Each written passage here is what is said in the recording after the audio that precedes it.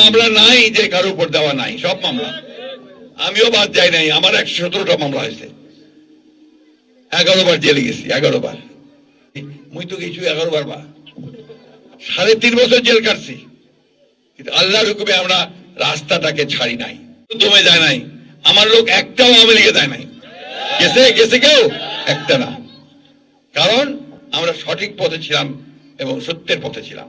আজকে দেখেন, সত্যের পথে ছিলাম বলেই আজকে আল্লাহর অশেষ রহমতে আমরা আজকে 24 জুলাই আন্দোলন, 5ই আগস্টের পরে আমরা একটা মুক্ত বাতাস পাইছি।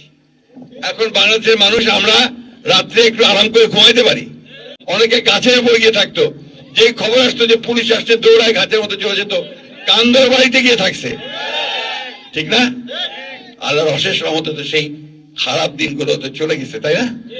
এখন আমাদের দায়িত্ব আসছে, সে দায়িত্বটা আসছে এখন সুন্দর দিন তৈরি করা, হানাহানি না করা, আরো পাল্টা মামলাবাজি না করা। এই কথাগুলো সবাই মনে রাখবেন, কিন্তু কোনো প্রতিহিংসা নয়, প্রতিশোধ নয়, হিংসা নয়। আসুন আমরা সকলের সঙ্গে ভালোবাসা দিয়ে, সৌহার্দ্য দিয়ে, প্রেম দিয়ে নতুন বাংলাদেশ নির্মাণ করি, ঠিক না? এইসব কথা বলে আবার কিছু কিছু লোক আছে, আপনাদের যে সোশ্যাল মিডিয়া আছে না, সোশ্যাল মিডিয়াতে বলে আপোষ করেছে। এটা আপোষ না, এটা হচ্ছে ভ্রাতৃত্ব বোধের নতুন সমাজ তৈরি করা, একজন আরেকজনের মধ্যে হিংসা তৈরি না করা। এই সমাজটাই সবচেয়ে সুন্দর। রাসূলুল্লাহ আমাদেরকে সেই পথই বলেছেন, ঠিক না?